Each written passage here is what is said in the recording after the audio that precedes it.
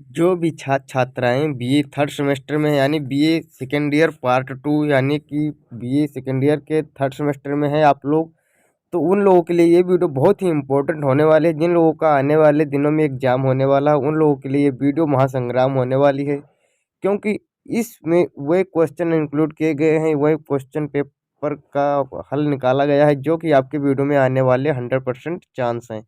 तो इस वीडियो में आप लोग बने रहिएगा लास्ट तक, और आप लोगों को मिलेंगे इन सभी क्वेश्चन जो कि आप लोगों के एग्जाम के लिए हेल्पफुल होने वाले आने वाले दिनों में। जिन लोगों का कल परसों या आने वाले दिनों में एग्जाम है, आगामी परीक्षाओं की तैयारी के लिए भी आप लोगों के लिए ये वीडियो बहुत ही रामबाण साबित होने वाला है, क्योंकि इसमें क्वेश्चन पेपर के साथ साथ वह सभी आंसर्स इंक्लूड किए गए हैं जो कि क्वेश्चन पेपर में पूछे गए हैं।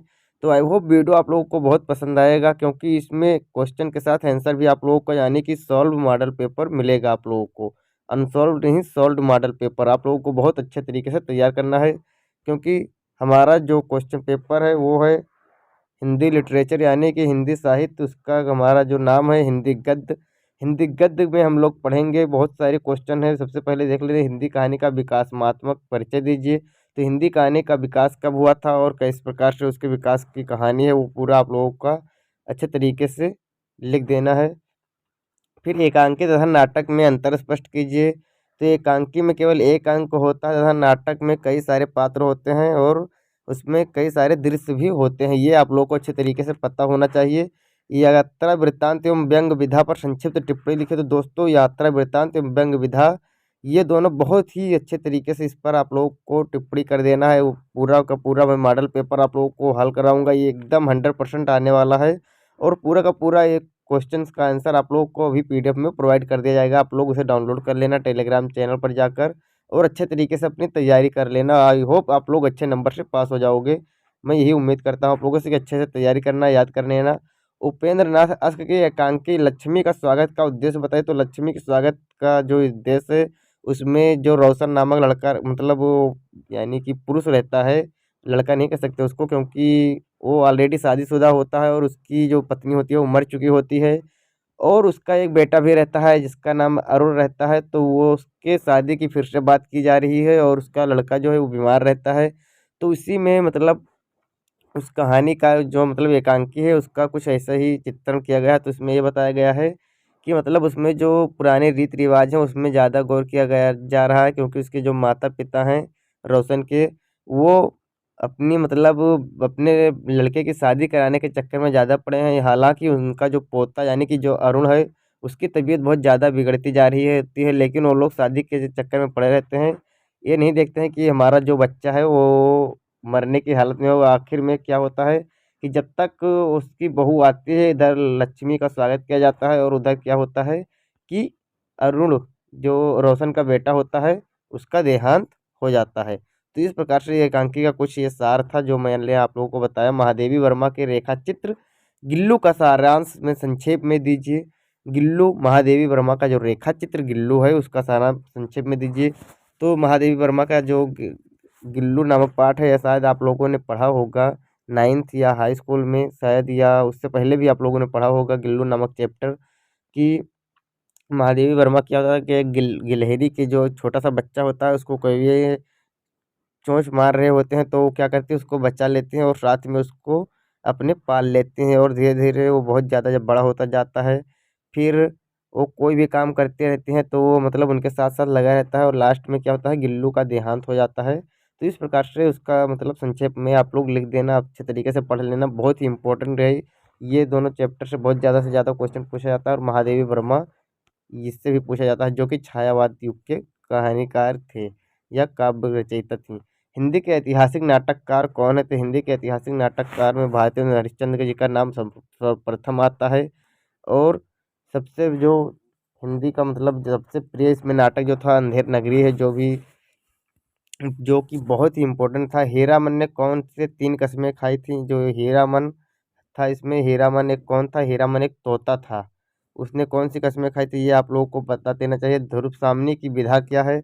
तो ध्रुव सामनी जो रचना है यहाँ पर, ध्रुव सामनी वो किस मतलब कौन सी विधा में है? नाटक है, एकांकी है, क्या है? अशोक के फूल निबंध का उद्देश्य क्या है? अशोक के फूल यानी कि अशोक के फूल इसमें ये श्रीलंका का जो मतलब श्रीलंका में अशोक गए थे उसका यहाँ पर नहीं है, या श्रीलंका में जो अशोक वाटिका है उसका यहाँ पर अशोक मतलब जो अशोक का पेड़ होता है उसके फूल निकल आते हैं। ये ऐसा निबंध लिखा गया है, आप लोग अच्छे तरीके से तैयार कर लेना। बहुत ही इंपॉर्टेंट क्वेश्चन ये भी है, हरिशंकर परसाई के व्यंग संग्रह कौन कौन से हैं, ये आप लोगों को अच्छे तरीके से डिस्क्राइब कर देना कि हरिशंकर परसाई के व्यंग संग्रह कौन कौन हैं। आई होप आप लोगों को सभी क्वेश्चन अच्छे तरीके से तैयार कर लेने होंगे, क्योंकि आप लोग तैयार कर लेंगे, मुझे उम्मीद है। आप लोग थर्ड सेमेस्टर में है तो आप लोग इतना तो कर ही सकते हैं। और आप लोग चाहते हैं कि आप लोग डेली रेगुलर क्लास चले अब आने वाले फोर्थ सेमेस्टर की, तो आप लोग मैं पोल डाल देता हूँ, आप लोग बता दीजिएगा। ऑलरेडी मैंने फर्स्ट सेमेस्टर वालों के लिए पोल डाल दिया है, उन लोगों ने अपना टाइम फिक्स कर दिया है, तो आप लोग भी अपना डाल दीजिए और आप लोगों की भी रेगुलर क्लास होती रहे। देख लीजिए, लघुत्तरीय प्रश्न में भी कुछ पूछा गया कि गद्यांश का ससंदर्भ व्याख्या कीजिए।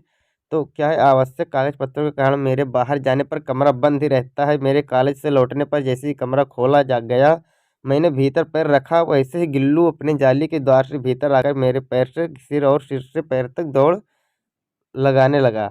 तब से यह नित्य क्रम हो गया। ये किसका है, तो आप लोगों ने जैसे ही यहाँ पर देखा कि ये गिल्लू है तो आप लोगों को पता चल गया होगा कि ये महादेवी वर्मा का गिल्लू नामक चैप्टर से लिया गया है ये गद्यांश। और इसका प्रसंग आप लोग अच्छे तरीके से लिख देना और व्याख्या भी कर देना है।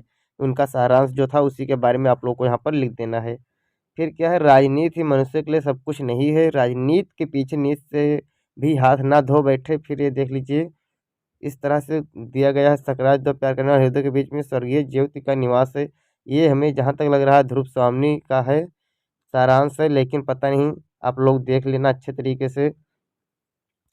गांव समाज के गढ़ीवान एक दूसरे को खोजकर आसपास गाढ़ी लगकर बासा डालते हैं। अपने गांव के लाल मोहर, धुन्नी राम और पलटदास वगैरह गाड़ीवान को दल को देखकर हीरामन अचकचा गया और पलटदास टप्पर में झांककर भड़का मानो बाघ पर नजर पड़ गई है। हीरामन ने इशारे से सभी को चुप किया, फिर गाड़ी की ओर कनखी मारकर फुसफुसाया, चुप, कंपनी की औरत है। ये भी इतना कन्फर्म नहीं है, लेकिन ये भी लिया गया किसी से। गिल्टर कहानी का उद्देश्य क्या है, तो गिल्टर की कहानी का क्या उद्देश्य है ये आप लोगों को अच्छे तरीके से यहाँ पर डिस्क्राइब कर देना है। फिर देख लेते हैं, एकांकी तत्वों के आधार पर दीपदान एकांकी की समीक्षा कीजिए। दीपदान जो कि एक मतलब कोई बंदरगाह टाइप का रहता है, वहाँ का मतलब यहाँ पर दृश्य दिखाया जाता है उसमें। ये भी बहुत अच्छा मतलब एकांकी है। पंच परमेश्वर की कहानी का सारांश लिखिए। तो पंच परमेश्वर कहानी आप लोगों ने शायद 4 या 5 अगर चौथी या 5वीं क्लास में आप लोग रहे होंगे तो पढ़े होंगे कि अलगू चौधरी और जुम्मन सेन नामक इसमें 2 व्यक्ति रहते थे, जिसके अनुसार पंच परमेश्वर की कहानी मतलब बैठते उन दोनों में बहुत गहरे दोस्ती थी, लेकिन वो मतलब धीरे धीरे उनकी दोस्ती थोड़ी टूट जाती है। फिर क्या, हजारी प्रसाद द्विवेदी के निबंधों की भाषा शैली पर प्रकाश डालिए। तो हजारी प्रसाद द्विवेदी के निबंधों की भाषा शैली किस प्रकार से थी उस पर आप लोगों को अच्छे तरीके से डिस्कस कर लेना है। तो ये था हमारा क्वेश्चन पेपर। फिर देखते हैं वो उपन्यास और कहानी का अंतर स्पष्ट कीजिए। तो उपन्यास और कहानी में क्या अंतर है आप लोग देख लेना कि जो महाभाष्यकार के अनुसार उपन्यास का अर्थ होता है वचन को उपस्थित करना, और उपन्यास और कहानी दोनों की जड़ एक है। देख लीजिए इस प्रकार से कहा उपन्यास और कहानी में अंतर दिया गया है यहाँ पर।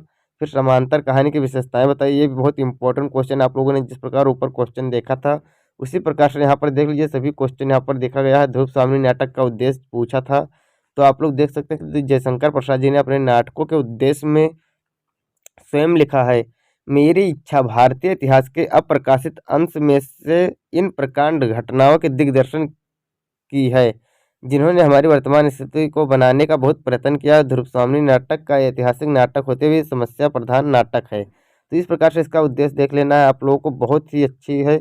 इसमें क्या कहा, ध्रुवस्वामी नाटक में नारी समस्या से संबंधित जो भी बिंदु विचार दिए हैं वह निम्नांकित है, तो क्या है वो आप लोगों को देख लेना है। मुंशी प्रेमचंद को हिंदी कथा का सम्राट क्यों कहा जाता है, तो मुंशी प्रेमचंद जी को हिंदी का कथा सम्राट क्यों कहा जाता है ये भी आप लोगों को अच्छे तरीके से देख लेना है। आई होप आप लोगों को सभी क्वेश्चन बहुत अच्छे तरीके से याद हो जाएंगे, अच्छे तरीके से याद कर लेना और आप लोग पूरा का पूरा मॉडल पेपर हल कर लेना। आप अच्छे नंबर से आप लोग पास हो जाओगे, मैं गारंटी लेता हूँ। चलिए मिलते हैं नेक्स्ट वीडियो में, तब तक के लिए जय हिंद जय भारत।